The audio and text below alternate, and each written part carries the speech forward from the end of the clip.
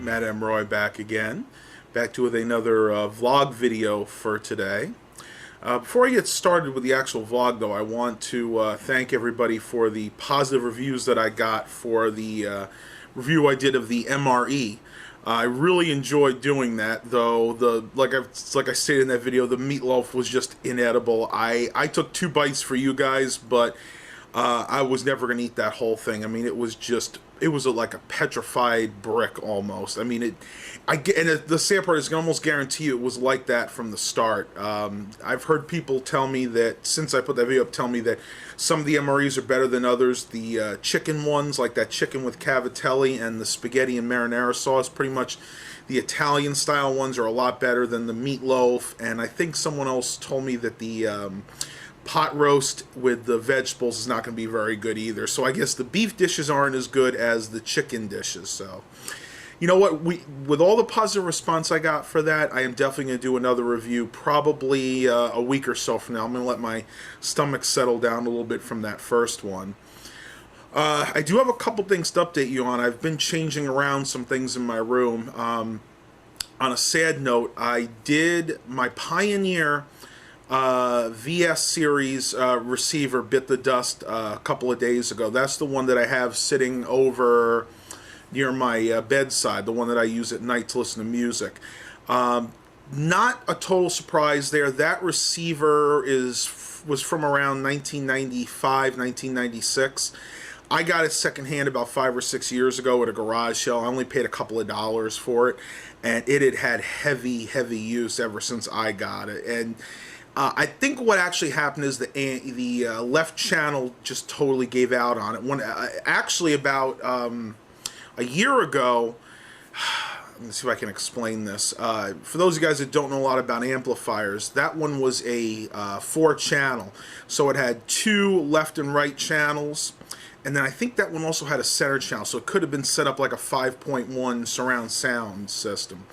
Well, about a year ago, the second set of the left and right channels went out. So I had to switch over to the first set, and that was working fine. And then what actually died out was the left channel on the first set. So really the only thing in that was working was the right channel on the first set of outputs for the speakers. So literally you can only have 1 speaker hooked up, and I don't think that would have lasted too much longer. As for the weather today, because everybody always asks me, Matt, how is the weather there in Southern Virginia? Cold. Very, very cold. As a matter of fact, we had a frost warning last night, and when Mom went out this morning to go to work, she actually had to scrape frost off her windshields, which for this time of year here, I mean, this is April 6th, it's absolutely amazing to see that kind of frost. The weather here this year has just been totally crazy. Mainly warmer due to El Nino, like I've mentioned before. But it is supposed to warm up tomorrow. I think we're supposed to get into the 70s.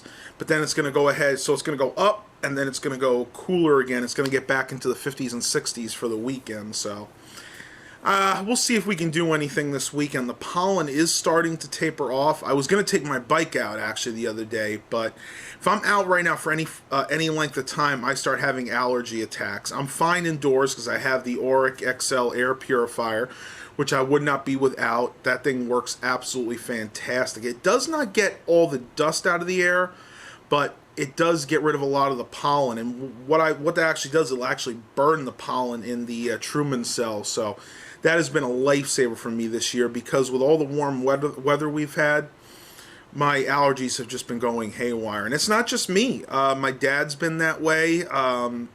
His friends, my mom's friends at work, they've all had, all the ones that have problems with allergies, it's been like 2-3 times worse this year because of the warmer weather. And I was out yesterday. I mean, you should see all the bees out there. They are in full pollination mode right now. So it's like this every year. Probably got another couple of weeks of this up until about May 1st, basically right around my birthday. Well, no, my birthday's not near May 1st, but, you know, it's close. So I don't know. We're going to hopefully see a much better year next year when it comes to the pollen. Like I said, this comes in cycles. So next year, we should see it maybe half as bad, and the year after that, it's going to be a lot colder because we'll be in El Nino by that point. And when you're that cold, the pollen usually isn't so bad because the bees take longer to come out. When they do come out, it's a much, much shorter cycle. Let me take you guys around my room. I'm going to show you exactly what I've been up to, and see you in just a minute. All right, so here is the receiver that I have replaced the Pioneer with. I was very fortunate to find this at the CHKD thrift store the other day. I wound up paying $20 for it. Actually, it was more like $22 after tax and a small donation. But I think it was well worth it. This is an Onkyo audio-video control tuner amplifier. I think that says R1. For the exact model, we have to go down here. It's the TX SV50 Pro. And I did look up online some specs on this. This is 80 watts per channel for the 2 front and 2 rear channels, because this can be a surround sound receiver. It has a 20 watt mid-range speaker, and I believe it's a 60 watts put out for the subwoofer. So a decent amount of power, nothing crazy. But I didn't need anything really strong because this I only use in 2-channel mode with my 2 Fisher speakers. The thing I really love about this is all the inputs. I've never had a receiver with this many inputs. We're going to count them right now. We got phono, that's 1. We got CD for number 2. We got tape 1 and 2, so that's 4. And then we have 4 videos, video 1, 2, 3, and 4. So this has 8 inputs. And that allowed me to go ahead and add to the stack here. You can see on the bottom, I still have the Pioneer CTM66R, my 6 cassette changer. This still works just fine. I did have to clean the heads on it the other day, but other than that, the mechanism is working flawlessly. I don't have a tape in the first one right now, but you can see this holds up to 6 tapes, and it'll circulate through them automatically. So I could literally start this playing when I go to sleep. By the time I wake up, I might be back to the first tape. A couple of nights, if I have the tapes in there, I have a few classical tapes that are like 100 minutes. It won't even be to the end yet by the time I wake up. Receiver on top of that. Above that, I still have my Kyocera DA610CX, which so many people have asked if they could buy this from me. I will reiterate one more time, I am not selling this. This is the single-handedly the best CD player I've ever owned. This plays every disc I put in there, of course, with the exception of MP3 and Windows Media discs, but burnt, not burnt, older discs, newer discs, this will play any standard CD, and it works phenomenally. And all I've had to do to this was clean the laser when I first got it. And it's probably going to be due for that again sooner or later, so I'll have to get to that eventually. Now on top of that, I was able to put out my JVC TDW318. This is a JVC dual cassette deck from the late 90s. Very good dual cassette deck. Records only on one side. Some of the models like this had dual recording capabilities. This one just has the recording on the right-hand side, but that's fine. It does have DDRP, the Dynamic Detection Recording Processor. Basically helps clean up the sound when you're recording. The one problem that I have with this sometimes is when, depending on what kind of blank tape you put in there, the computer control, the computer cal will engage, and that's supposed to keep the speed constant when you're recording, but I find it does not do a great job. A couple of times when I forgot to turn that off, the tape would sound terrible.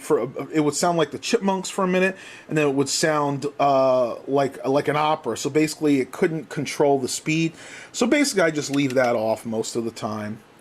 On top there, I still have my Insignia HD radio. This still is working very well, though I did have to unplug it and reset it the other day because I hadn't used it in a while. And when I turned it on, it would tune the radio stations in, but it would not tune the HD channels in. So must be a little glitch in the circuitry, but since I unplugged it, I let it sit for a minute, plugged it back in. It's working fine now. And since I have this receiver with so many inputs, I was able to bring back out the Pioneer, and this is the model HR100, which is very, very famous on YouTube, not just from me, but a lot of people really enjoy this model. I actually saw a video, and I don't remember who it was. Somebody got one of these new old stock, and it is absolutely perfect. This was right around 1970, 1971. And the couple things that make this special are it has recording capabilities, which most 8-track systems did not have back in the day. It also has an option of continuous play. In other words, you can have it play once and stop. You can have it play one track over and over again, or you can have it play all of them, and it'll basically keep going around. So excellent 8-track player, and that is also going to be due for cleaning. It works flawlessly except for the program. Sometimes it doesn't switch programs properly, and that's due to the fact that the little arm inside that moves the tape, I think, is a little bit dirty. I'll probably just have to clean that out. Last but not least, over here I have my Toshiba Direct Drive automatic return turntable. This is model SRA200. Very good turntable. It has a Shure cartridge in it right now. And that is pretty much it for the components going into this receiver, except for my HP Pavilion down here is also plugged into it. So let's do a count here. That's 1, 2, 3, 4, 5, 6, 7. So I have one more input available, and I haven't really decided what I want to do yet. I may get back into mini discs. I do have a mini disc player still in my closet, buried deep. I haven't gotten to it yet. That I may want to hook back up here. I do still have a boatload of mini discs, and this is just a small portion of the ones I have. These are ones that I recorded back when I was working at Sonic. This is a album from Dick Tracy. This mostly Madonna music. Very, very good album. One of the only albums I actually like that she put out. It's kind of got classic big band style music on there. This one is Songs for Life. This is a Christian soundtrack. A mixture of a lot of Christian music on there. And my pop mix. A lot of these are older. Like I said, when I worked at Sonic, which would have been from around 2002 to like 2006, that's when I actually made most of these. So I think it is time to break out the mini disc player and start enjoying that format one more time. Okay, so the very last change I made is actually over here. You're probably saying to yourself, Matt, where is that Gateway computer? Well, I sold it. A friend of mine, her father needed a computer very badly, and I said that I had that computer, and she said, yeah, I'll go ahead and take it. So I've actually sold that computer. That's okay with me because I have this Toshiba. This is actually a Core i5 laptop. I've had this for some time. I just really haven't had a chance to use it.